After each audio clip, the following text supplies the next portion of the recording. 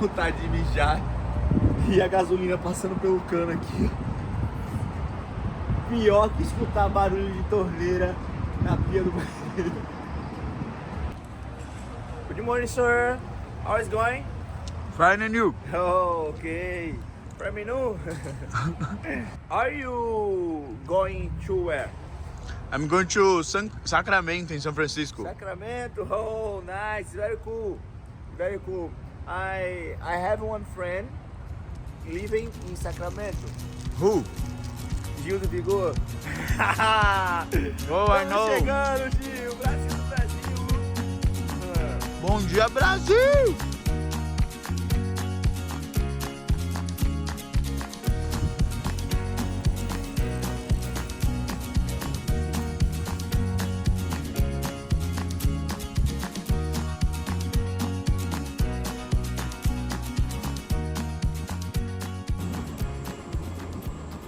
O que tá fazendo aqui, Facinho? Chegamos a tempo, acredito eu, aqui em Davis, Universidade de Davis, Califórnia, para encontrar Gil do Vigor. Vamos lá.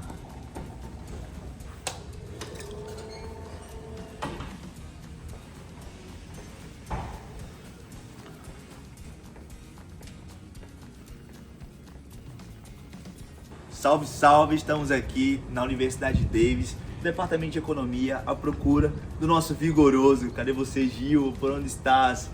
A gente tá procurando você, a gente vai achar, viu? Essa hora tá no seminário. Até já já.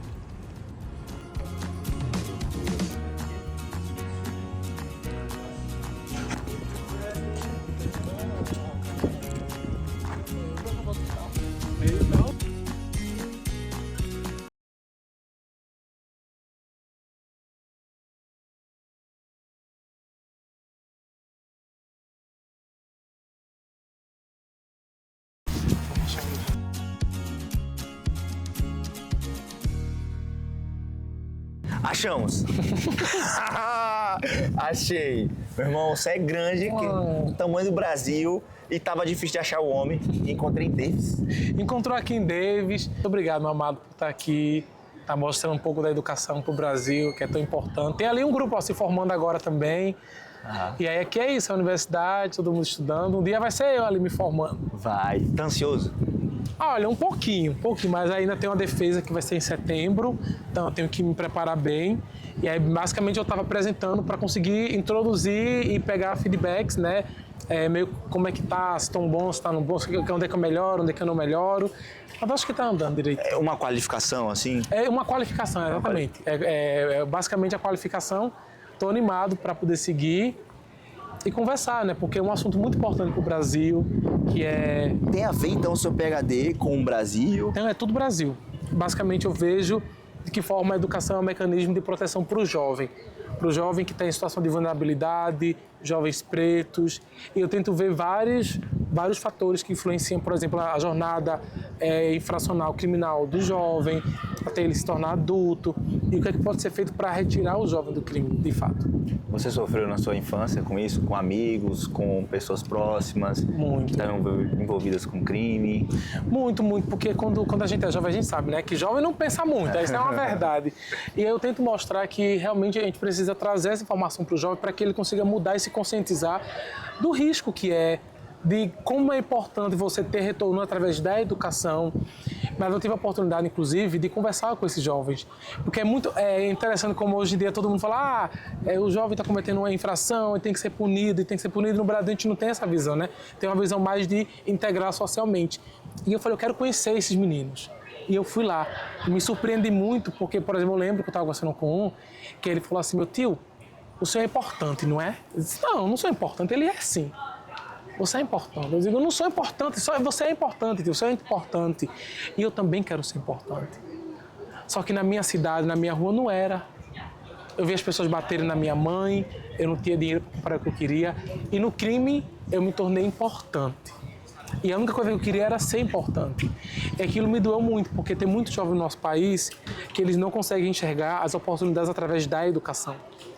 E acho que a grande missão é pegar esses jovens, sabe? E falar para eles, olha, você consegue ser alguém, você consegue ser importante se você estudar. A educação pode trazer isso. Eu acho que é a grande mensagem da minha pesquisa é como é que a gente consegue mostrar isso para os jovens, sabe? Que é importante.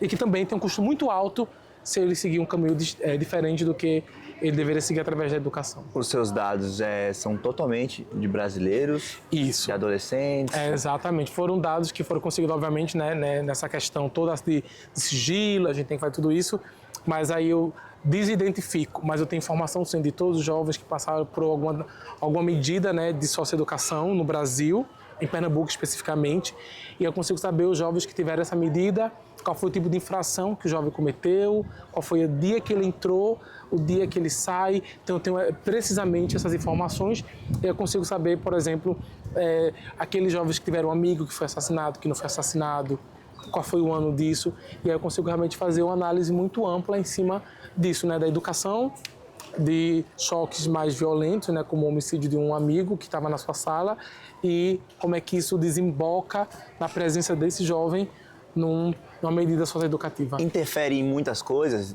na socialização da criança, em cometer mais crimes? Muito, menino. Olha, eu tive uma aula em Chicago sobre economia do crime. Eu não tinha essa noção do custo que é. Porque você pensa, você vai tirar um jovem do crime, o custo de um jovem, numa detenção aqui dos Estados Unidos, um jovem que passa ali um ano numa medida socioeducativa, o custo desse jovem em um ano é maior do que o custo de uma universidade em Harvard para esse jovem. Absurdo. Então, é absurdo. Então você consegue imaginar, um curso em Harvard é caro, mas um jovem numa detenção é mais caro ainda. Então, em termos, como economista, agora falando de custo, um jovem se envolver com atos infracionais é custoso também para o Estado.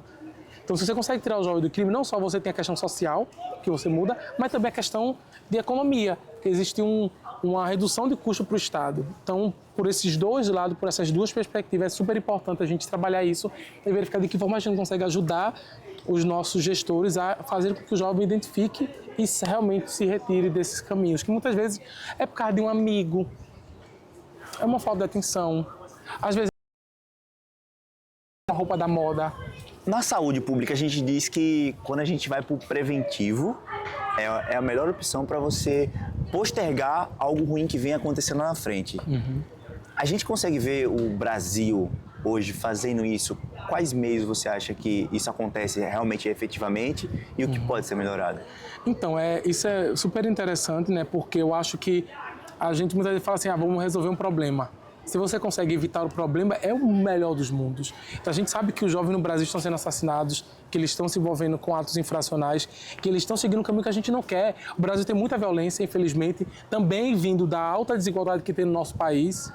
A gente também tem um índice que é quase que uma herança de desigualdade. Se você tem pais que estavam numa distribuição baixa de renda, ou seja, eram pobres, a chance de você permanecer pobre com a mesma renda dos seus pais é muito alta no Brasil. Não tem essa que a gente chama de mobilidade, que é você sair de uma renda baixa para uma renda média, por exemplo. A mobilidade de renda no Brasil é muito baixa. Inclusive, a gente está no topo dos países com baixa mobilidade. Então, a gente começa a pensar, caramba, então o jovem que é pobre pensa, o jovem pobre cada vez mais pobre e o rico cada vez mais rico. E aí isso desincentiva o jovem a querer sair. A gente tem violência, desigualdade, pobreza, e a gente quer fazer com que o jovem entenda que a educação quebra esse mecanismo, quebra esse sistema. Você Mas para fazer ele entender é do difícil. curso integral? Eu adoro! Ele tem realmente questões assim, muito positivas na vida dos adolescentes, das crianças, e principalmente, acredito eu, que tem uma mudança na qualidade de vida da criança pobre. Sim. Eu tenho um trabalho, um amigo meu, Leonardo Rosa, que ele é economista, ele verifica o efeito do ensino integral em violência. Ele mostra que a implementação de uma escola de tempo integral reduz violência, a taxa de homicídio ao redor da escola e reduz a chance dos jovens sofrerem um homicídio também. Qual é essa guerra de conflitos que a gente não consegue entender? A gente não consegue ver no Brasil escolas públicas com o ensino integral, e a gente sabe que é importante. Então, o bom do Brasil é que a gente tem, em Pernambuco pelo menos, quase 80 e poucos por cento das escolas de ensino médio são integrais e já tem uma proporção de mais de 50% do ensino fundamental que também se tornou integral entre as escolas públicas. Eu acho que falta os outros estados abraçarem um pouco. Aí eu vou defender Pernambuco, vamos falar que eu tô puxando a sardinha. Mas é onde você vê, onde você está presente. E a gente só consegue falar daquilo que a gente vê. Verdade.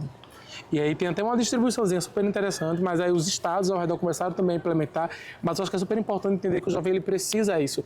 Mas é óbvio que existe um custo do estado e tem uma restrição, né? O estado às vezes não tem dinheiro suficiente para fazer de maneira acelerada a implementação de uma escola de ensino integral. Mas eu acho que isso precisa fazer parte de um plano de cada governo que vai entrar. Como é que eu faço para estender o número de escolas integrais dentro do meu estado? Porque realmente escola integral é super importante. Você acha que pode ter uma mudança nessas verbas, Gil? De tipo, da saúde, também a questão da verba que é disponibilizada para propaganda eleitoral, readequação. Porque a gente vê que existem falhas no Brasil, de acordo também com a carga tributária que a gente paga. Então você acha que realmente dá para realocar esse dinheiro? Falar, ó, vamos colocar mais um pouquinho aqui, que vai ser melhor em outros setores? Boa pergunta. É assim, eu tenho uma visão mais ampla. Eita, que mais lindo, olha ali. Olha, desculpa, gente, desculpa. Um gentleman. E ele é do balado. E ele tá de camisa branca, gravata que nem eu. Eu acho uma pergunta super interessante. Eu não tenho muita precisão para falar, porque acho que minha área é um pouco mais economia do crime.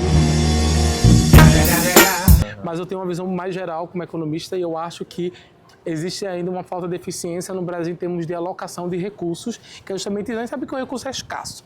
Então também não vou chegar e falar assim, não, vamos botar todo o dinheiro na educação. Também não tem segurança pública, tem saúde, tem outras áreas que são super importantes também.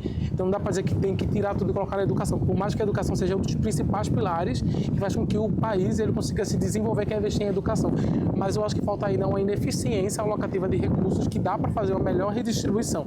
Agora eu não consigo te dizer, por exemplo, hoje, qual seria, por exemplo, de qual setor eu precisaria tirar para colocar na educação. Mas sim, acho que, por exemplo, esse fundo eleitoral dá para ser discutido sobre e dá para trazer realmente de uma maneira mais eficiente, até para a sociedade entender. Porque você começa a liberar verba e calma. Vamos trazer uma discussão mais aprimorada, até porque agora o Estado está metendo imposto, aumentou o IOF, eu tô lascado, que eu pago tudo em dólar, recebo em real, e aí eu tô pagando agora mais IOF, então inclusive aqui é um protesto, entendeu? Protesto, que eu não aguento mais IOF, que eu recebo em real, e eu pago em dólar, é ser real, entendeu? Na vida do crente aqui, eu só me lascando, e agora o IOF tá mais caro, então a gente tem uma incidência tributária muito alta no Brasil, e a gente quer que esse dinheiro realmente volte, se eu conseguir pagar mais imposto e verificar isso em segurança pública e educação, cara, desculpa, eu vou pagar meu imposto muito feliz. Paguei hoje R$100 mil de imposto, hoje, inclusive, hoje. De DAF, de nota, de emissão de nota? Não, só no meu contra-cheque, que o CLT paga imposto. Ai, meu Deus do céu. A gente está falando de jovens, da educação, de várias coisas, mas o que você até agora já encontrou nos seus resultados para a gente conseguir ampliar ainda mais? Então, basicamente, eu consigo mostrar, de maneira muito geral, obviamente que eu vou me aprofundando cada vez mais, Sim. que existe uma forma de você tirar o jovem do caminho do crime, né? Porque o jovem no Brasil ele não comete crime, ele comete infração, mas tem como você reduzir as infrações cometidas por esses jovens quando você se aproxima e mostra para ele o custo real das ações que eles estão ali acontecendo, porque muitos desses jovens não têm uma visão muito clara. Quando você chega para ele e mostra para ele o custo, que é muito mais alto do que ele imagina, você gera um efeito de desmotivação no jovem e faz com que ele consiga melhorar a forma como ele enxerga esse custo. E uma outra forma é trazer para ele que ele consegue, sim, através da educação, mudar. Então, chegar para falar, olha, se você estudar, você vai ter um retorno. E aí, por quê? Mas só falar de boca não adianta, né? A gente tem que trabalhar e estabelecer qual é a política mais eficiente para que essa informação não só passe de um ouvido para o outro, mas que entre dentro da mente e do corpo do jovem, sabe? E aqui é minha matemáticazinha, né? Que é... Matemáticazinha? Você tá sendo modesto, cara. Então, basicamente, o que eu faço aqui é mostrar o meu grupo de controle, meu grupo de tratado, e aqui eu vou ter uma diferença entre o tratado not e o não ainda tratado, e depois aqui eu faço um aggregate, eu agrego todos esses efeitos para verificar o efeito pelo tempo de exposição. Jovens que estão mais expostos ao tratamento em comparação com jovens que estão menos expostos ao tratamento. E aí eu consigo ter uma medida que me dá uma precisãozinha. Qual seria esse tratamento? Dados. O tratamento aqui é você ter uma informação mais precisa do custo, de qual seria o custo real se eu me envolver no ato criminoso, por exemplo. E aí você consegue ter essa informação, e quando essa informação chega, como é que você muda a sua percepção de acordo com essa informação. Entendi. Então, realmente, a gente consegue ver uma relação que crianças e adolescentes que estão envolvidas em ambientes onde a gente tem um aumento do crime, outros adolescentes também cometem crime, não só crime, homicídio no caso. Exatamente, a gente tem esses dados e aí a gente consegue ver, porque é uma forma de você entender de maneira mais clara o custo disso, é você ver um amigo. Você perder um amigo, por exemplo, para o crime, você fala, caramba, meu amigo se foi, talvez eu precise mudar minha perspectiva. Só que, obviamente, que não é a única forma de você trazer essa informação para o jovem. Então, as escolas precisam também trazer essa informação, muitas vezes, numa aula, sabe? Numa aproximação. Trazer esses dados e mostrar para o jovem que, olha, se teve um amigo que aconteceu isso, você precisa mudar de perspectiva, você precisa mudar o seu caminho. E aí, chegar mais próximo do jovem e falar, olha, é assim que a gente consegue trazer esses dados, essas estatísticas, para que eles enxerguem não só do custo, mas também do benefício da educação, para que ele consiga realmente seguir um caminho mais rigoroso. A gente vê que todo doutorado, todo PhD é de muito esforço. E eu dei uma olhada aqui nos seus dados quando a gente estava conversando e realmente todos os dados você que foi Eu atrás. que fui bem certinho, dei entrada solicitando os dados, aí depois que eu solicitei esse dado, mando a proposta de pesquisa, a aprovação da universidade, passo também por um comitê de avaliação se a minha pesquisa está dentro das normas, tudo bonitinho, e aí eu mando para esses setores que aprovam e me mandam esse dado, obviamente com toda a questão da segurança dos dados, que existe uma lei já estabelecida, e aí esse dado ele vai para um servidor que é seguro, e aí todo o trabalho que eu trabalho, primeiro eu faço toda o merge, né, que é a junção desses dados, e aí eu tiro todo o nome, eu crio uma base com a variável não identificada, e aí eu trabalho só com essa base não identificada. E aí é um trabalho na moléstia, não vou mentir, viu? O servo luta. O Excel chora. É para desidentificar isso, mas a gente consegue gerar uma base não identificada para não colocar em risco a segurança e essas informações que são tão preciosas para conseguir realmente dar seguimento a esse trabalho. Você tem noção da grandiosidade que é estar não só fazendo um doutorado fora do Brasil, mas você está trabalhando com algo que vai impactar na vida de milhares de jovens no Brasil. Meu foco sempre foi na raiz do problema, que é o que é que faz o jovem com 12, 13 anos, sabe? Sair da escola e escolher se envolver em atos infracionais. Como é que a gente consegue meio que entender primeiro é entender o que é que faz. E depois, quais são as políticas públicas que a gente consegue implementar para evitar que isso aconteça. Primeiro você identifica o problema, depois você estuda como é que melhora o problema. E é isso que eu estou tentando fazer. Você chegou a ver projetos sociais lá na sua cidade? Você é de que bairro lá em Eu tenho um aulão do Vigor. Isso. Eu tenho um aulão do Vigor Pro que Enem? eu faço, pro Enem, que a gente traz 600 alunos de escolas públicas, a gente providencia ônibus e tudo para que esses alunos consigam vir até o aulão e aí eles consigam participar, e tem todos os preparatórios, professores, tem psicólogo também para discutir sobre esse projeto, para ensinar para eles que muitas vezes a ansiedade também pode atrapalhar, como é que eles fazem exercícios para controlar a ansiedade durante a prova. Então, tem várias coisas super legais que a gente faz, e é um projeto que eu quis fazer, porque fala, todo mundo fala, né?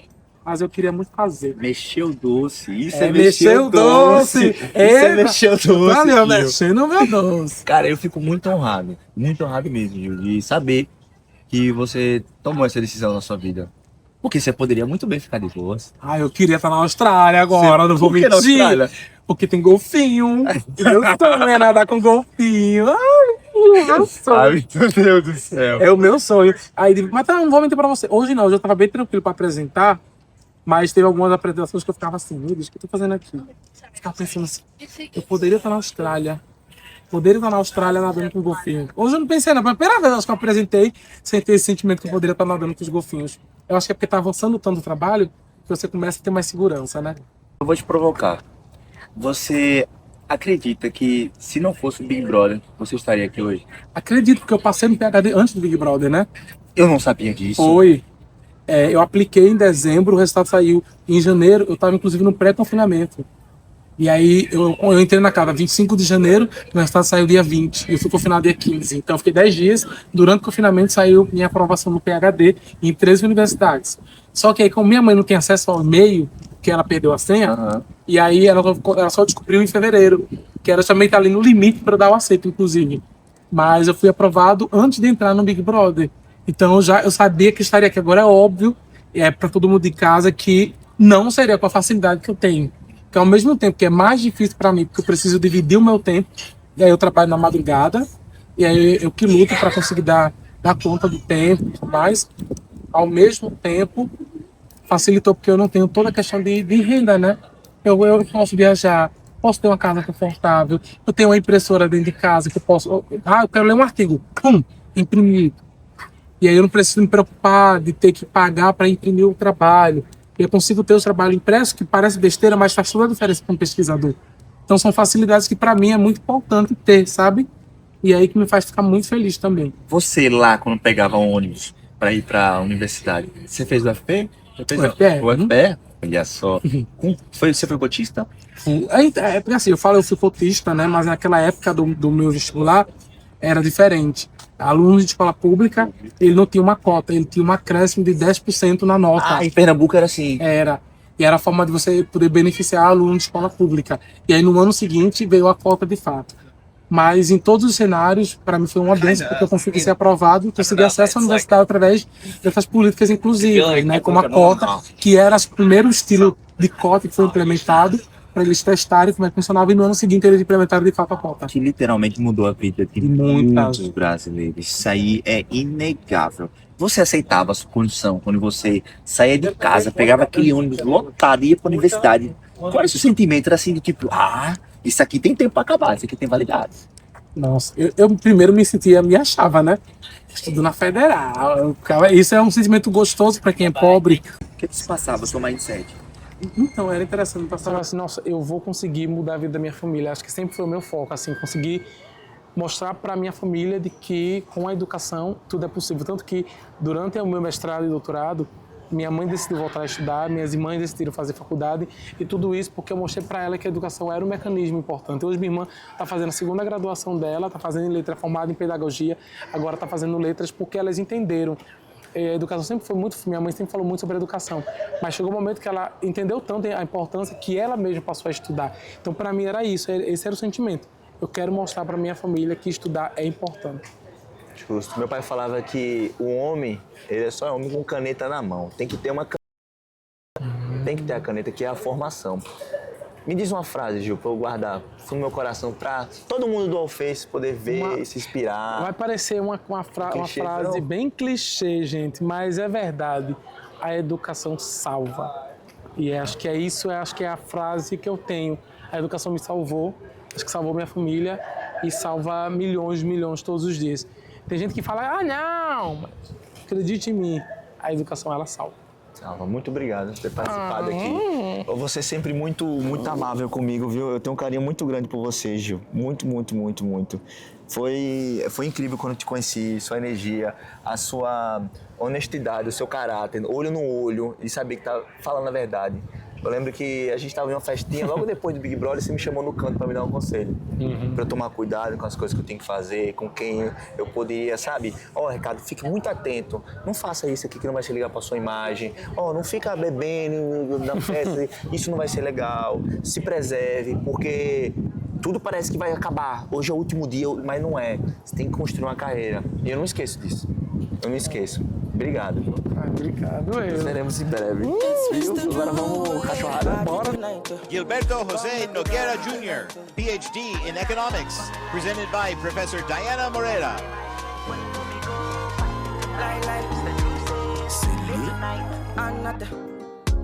Friday night I want to party.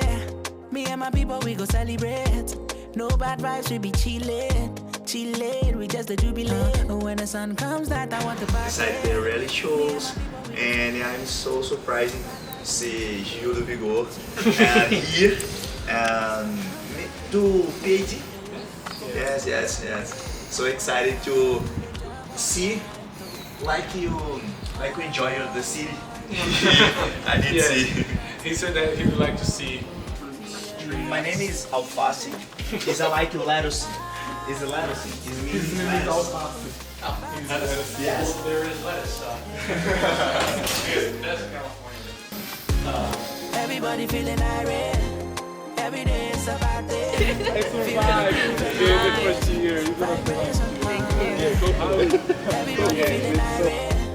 Every day it's a party. Feel and vibration, vibration. For me life, as you see me so up by my mind. Follow me go party tonight. It's the true say, late tonight. See we go say late tonight too. All my people want to die yet tonight too. Cannabis is making me the happy for my day. Tonight is a love I can Esse é avocado cheeseburger. I wanna dance with somebody. I wanna touch with somebody. Outros centímetros, a diferença. Não, a galera não entende, não entende sobre centímetros e tal. Na faculdade, quando vai fazer uma conversão de centímetros pra outra medida, a galera não consegue fazer essa conversão. Eu que tenho que fazer. A galera não entende mesmo.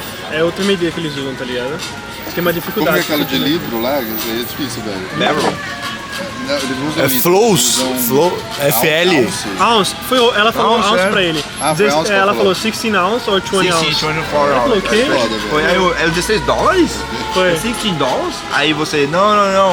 É, sabe esse Sim, copo médio ou aham. grande? Aí eu, Sim. se ela falasse middle ou big ou tall, Tu ia entender. eu ia entender. Mas E ela não queria facilitar. Ela não queria, ela tá fazendo parece de propósito, velho. eu não sabia. Foi a primeira atendente americana que eu não consegui, ela não facilitou. Não facilitou mesmo. Porque todas as outras pessoas, quando tinha algo que eu não entendia, ela fazia questão de mostrar. Com calma, com e calma. tal. Ela não. Ela Mas tava- aqui acho que não é cidade tanto de gringo também. Acho que eles devem ter um pouco de preconceito, né? Ou não?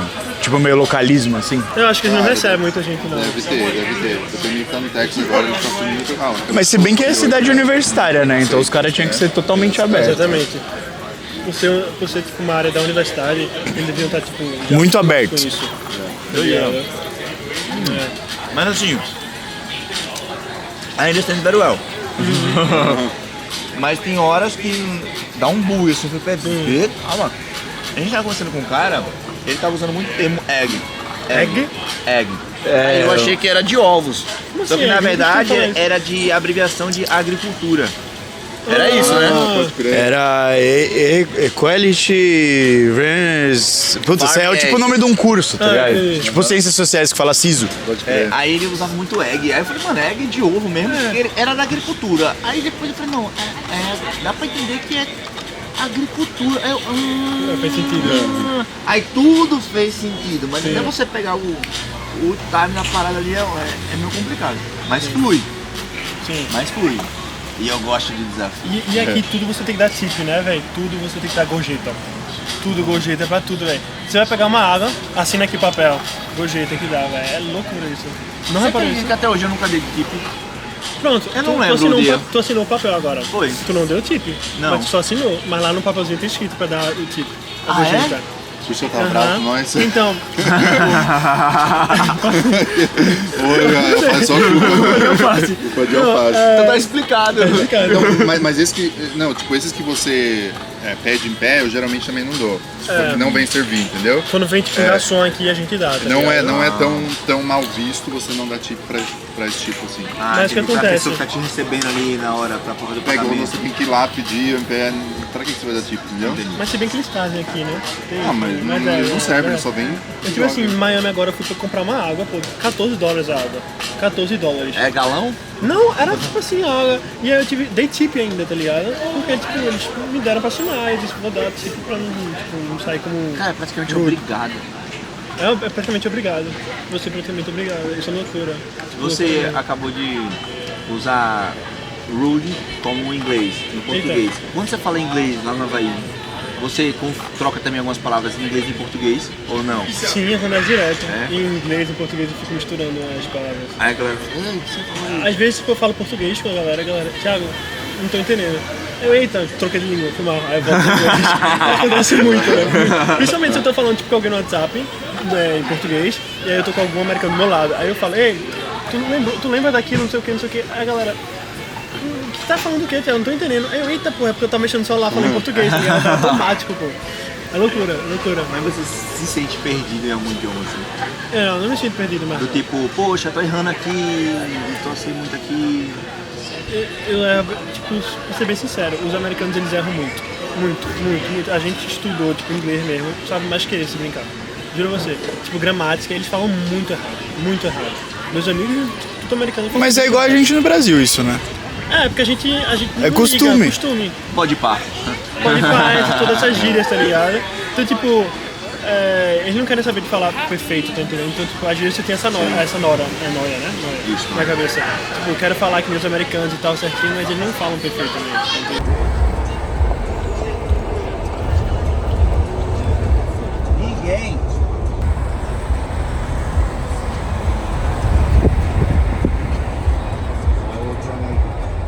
Tem outro lá na frente. Tá porra, um atrás do outro.